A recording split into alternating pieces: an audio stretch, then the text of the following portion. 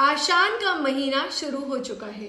आषाढ़ का महीना 30 जून से प्रारंभ हुआ है, जो 29 जुलाई तक रहेगा। आध्यात्मिक दृष्टिकोण से इसे कामना पूर्ति, शुद्धि और दिव्य आशीर्वाद प्राप्त करने का सबसे उत्तम समय माना जाता है। इस मास में भगवान विष्णु के वामन स्वरूप की पूजा का विशेष विधान है। आषाढ़ शुक्ल पक्ष एकादशी को देवशयनी एकादशी कहा जाता है। इस दिन से चातुर्मास शुरू होते हैं और भगवान विष्णु 4 महीने के लिए योग निद्रा में चले जाते हैं। आषाढ़ मास की पूर्णिमा को गुरु पूर्णिमा कहते हैं। इस दिन साधक अपने आध्यात्मिक और संसारी गुरुओं की पूजा करते हैं और उनसे आशीर्वाद प्राप्त करते हैं। आषाढ़ की शुक्ल पक्ष की प्रतिपदा से नवमी तिथि तक गुप्त नवरात्रि मनाई जाती है, जो तंत्र साधना और माता दुर्गा की शक्ति उपासना के लिए बेहद महत्वपूर्ण माना जाता है। इस महीने में उड़ीसा के पुरी में विश्व प्रसिद्ध श्री जगन्नाथ रथ यात्रा निकाली जाती है, जो आस्था का एक बहुत बड़ा केंद्र है। आषाढ़ का महीना वर्षा ऋतु का आगमन लेकर आता है। भीषण गर्मी के बाद इस बारिश से धरती को नई जान और हरियाली मिलती है।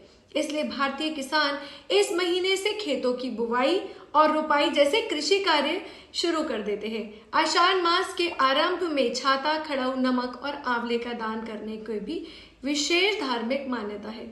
वैदिक ज्योतिष के दृष्टिकोण से आषाढ़ मास का बहुत गहरा और खास महत्व है, क्योंकि इस महीने में सूर्य और चंद्रमा की स्थिति और नक्षत्रों का चक्र मानव जीवन और प्रकृति पर बहुत भारी प्रभाव डालता है। आषाढ़ के महीने में मुख्य रूप से पुनर्वसु, पुष्य और अश्लेषा नक्षत्रों का मजबूत प्रभाव रहता है।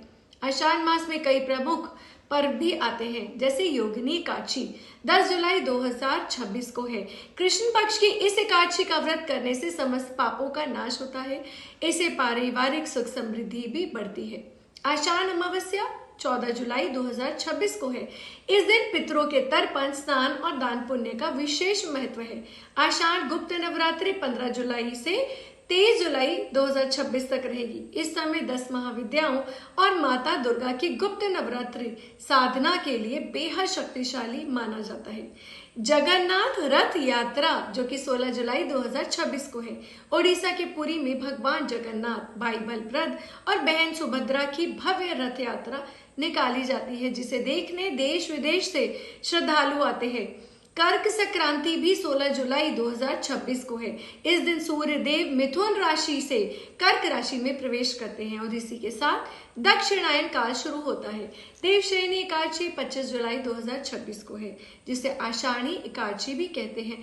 धार्मिक मान्यता के अनुसार इसी दिन से भगवान विष्णु 4 महीने के लिए योग निद्रा में चले जाते हैं और चातुर्मास की शुरुआत होती है, जिसके बाद सभी मांगलिक कार्य रुक जाते हैं। गुरु पूर्णिमा या व्यास पूर्णिमा मतलब 29 जुलाई 2026 को है।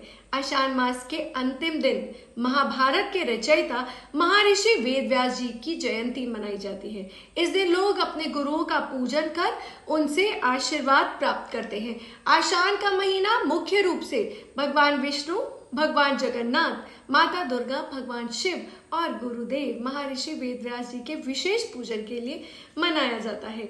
और हिंदू पंचांग के अनुसार आषाढ़ मास से चातुर्मास की शुरुआत होती है। इस दौरान देवशयनी एकादशी से भगवान विष्णु 4 महीने के लिए योग निद्रा में चले जाते हैं। इसलिए शादी, मुंडन, गृह प्रवेश और सगाई जैसे मांगलिक और शुभ कार्य बंद हो जाते हैं।